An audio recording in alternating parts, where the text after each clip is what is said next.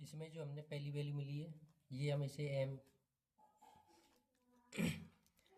इसे क्यू मानेंगे, इस वैल्यू को हम एम मानेंगे।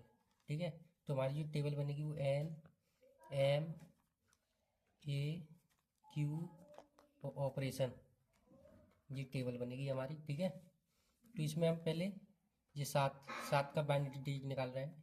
सात का बाइनरी डिजिट होगा 0 1 1 1, और ये 2 का बाइनरी डिजिट 0 0 1 0। ठीक है, एन की वैल्यू हमें 4 है, एम हमारा ये दे रखा है 0 0, ये हम 5 डिजिट में लेंगे। ठीक है, और ये ए की वैल्यू 5 डिजिट में, क्यू की वैल्यू हमारी ये गई, तो 0 1 1 1। ऑपरेशन अभी अब कुछ नहीं लगा क्योंकि अभी हमने डेटा फिल किया है इसमें। अब हम इसमें पहला ऑपरेशन होगा इसमें लेफ्ट शिफ्ट। अब इसमें लेफ्ट शिफ्ट क्या होता है, इसमें हम इस डिजिट को मतलब पीछे की ओर खिसकाते हैं। तो इस तरह हमने ये पहला, इसमें हमें जो भी ये इस पहली डिजिट होगी इसको हम इधर खिसकाएंगे, तो ये 0 हमारा यहाँ पे आएगा। तो इसमें हमारी ए की वैल्यू में कोई फर्क नहीं पड़ेगा, एम से हम कुछ नहीं करेंगे। तो ठीक है, हमने ये ऑपरेशन लगा दिया पहला। अब इसके बाद हम क्या लगाएंगे, ए की हम ये पहली डिजिट चेंज करेंगे। अगर ए का मान 0 है, ए का मान 0 है तो हम ऑपरेशन लगाएंगे A change to A minus M. यदि ए का मान 1 होगा तो हम ऑपरेशन लगाएंगे A change to A plus 1 M. ठीक है, अब उसके बाद हम यहाँ पे ऑपरेशन लगाएंगे ए चेंज टू 0 वैल्यू है तो हम ये ए माइनस 1 वाला ऑपरेशन लगाएंगे, इसमें कोई चेंजिंग नहीं होगी। ये हम रफली कार्य कर सकते हैं, जैसे हम रफ कार्य नीचे कर रहे हैं 0 0 0, ये ए की वैल्यू माइनस हमारा एम होगा,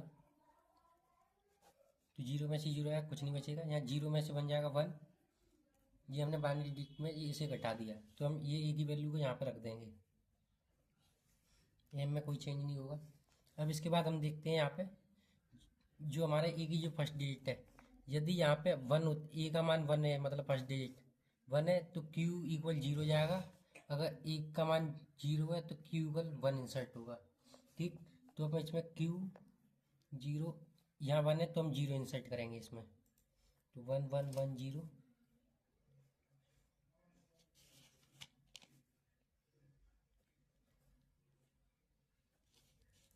ठीक, अब हम इसमें क्या करेंगे, फिर से हम एक स्टेप हमारा पूरा हो गया, अब इसमें लेफ्ट शिफ्ट कर देंगे फिर से।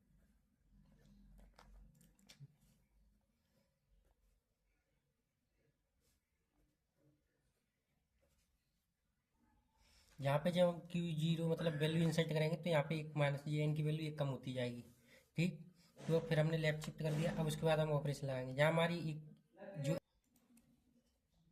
ठीक है, अब हमने लेफ्ट शिफ्ट कर लिया। अब हम ऑपरेशन लगाएंगे जहाँ में ए की वैल्यू बने तो हम इसमें ऑपरेशन लगाएंगे A change to A plus M. ठीक, तो इसमें कोई चेंज नहीं होगा। अब हम ए यहाँ नीचे लिख ले रहे हैं। अब एम की वैल्यू ये गई हमारी ऊपर, ए की वैल्यू ये ऊपर है हमारी। अब इसको हम जोड़ दे रहे हैं 1 1, ये हमारी ए की वैल्यू आ गई यहाँ पे। ठीक, इसमें हमारा कोई चेंज नहीं होगा। अब हम इसमें ई की वैल्यू यहाँ पे 1 है तो क्यू चेंज होगा, यहाँ पे हमारा 1 है तो 0 इंसर्ट होगा। जब क्यू इंसर्ट कर रहे हैं तो हम इसमें एक वैल्यू कम हो जाएगी। अब फिर हम लेफ्ट शिफ्ट करते हैं,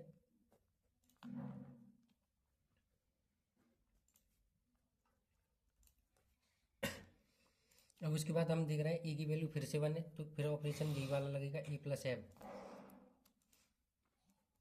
ई का मान ये है हमारा, एम का मान यही है हमारा, फिर से वही रहेगा 0 1 0, ये चेंज नहीं होगा। इसमें को हम फिर से ऐड कर दे रहे हैं 1 1 1 0 होता जाएगा क्योंकि वो एक हासिल होती है इसमें। तो ये की हमारी वैल्यू आ गई दूसरी।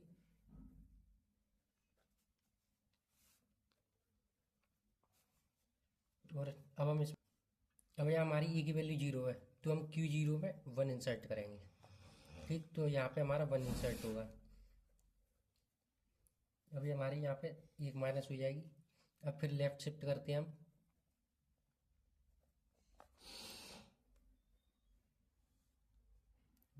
वन। अब हम यहाँ पे 0 ए का मान हमें 0 दिख रहा है मतलब फर्स्ट डिजिट, तो अब एक ऑपरेशन लगाएंगे A change to A minus M. अब ये हमारा ए का मान ये है निकलेगा, ए की वैल्यू ये है और एम की वैल्यू हमें ये है। अब इसको हम घटाएंगे, 1 में से 0 जाएगा, कुछ नहीं होगा, 1 माइनस 1 0, ये हमारा सेम एसिटीज इतना आ जाएगा, 0 0 0 0 1, ये हमारा ए माइनस एम आ गया। अब हम क्या करेंगे, ऑपरेशन लगा दिए। अब हम इसमें ए का मान 0 है तो हम क्यू की वैल्यू इंसर्ट करेंगे 1, तो ये यहाँ पे हमने 1 इंसर्ट कर दिया, और ये जैसे ही हमारा 0 आएगा वही हमारा फाइनल आंसर हो जाएगा। ये हमारा होता है, ये हमारा यहाँ पे जो मतलब हमें जो भी वो शेषफल मिलेगी रिमाइंडर बताएगा, तो ये हमारा रिमाइंडर आया 0 0 0 1, ये हमारा रिमाइंडर है जिसकी रियल में वैल्यू 1, और ये हमारा भागफल आया है जिसे क्वोटेंट कहते हैं, जिस 1 1, ये है हमारा 3, मतलब कि हमारा भागफल कितनी बार मतलब हमने डिवाइड किया। और ये आप यहाँ से भी प्रूफ कर सकते हैं, जैसे 2 का 7 में भाग देंगे तो 3 बार भाग जाएगा, ये हमारा 3 आ गया और एक शेषफल बचेगा।